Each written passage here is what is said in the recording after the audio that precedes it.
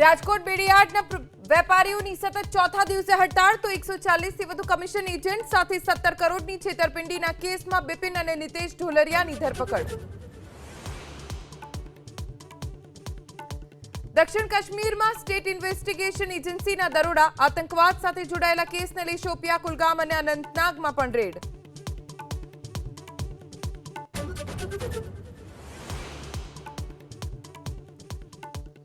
ભારતના કડક વલણથી પૂરી રાત આંતરરાષ્ટ્રીય બોર્ડરથી લઈને એલઓસી સુધી શાંતિપૂર્ણ માહોલ.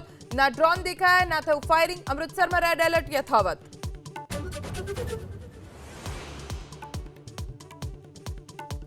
શસ્ત્ર વિરામને લઈ ભારત પાકિસ્તાનની અમેરિકાના રાષ્ટ્રપતિ ડોનાલ્ડ ટ્રમ્પે કરી પ્રશંસા. સોશિયલ મીડિયા પોસ્ટમાં લખ્યું, આશા છે કે હવે કાશ્મીર મુદ્દે સમાધાન નીકળશે.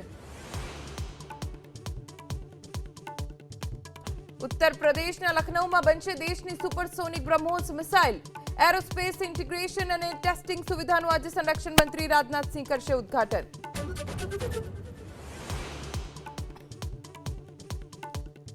59 લાખના હાઇબ્રિડ ગાંજા સાથે બે ડ્રગ્સ માફિયા ઝડપાયા સુરતમાં. પાંડેસરાના એલઆઈજી આવાસમાં ક્રાઇમ બ્રાન્ચનું ઓપરેશન.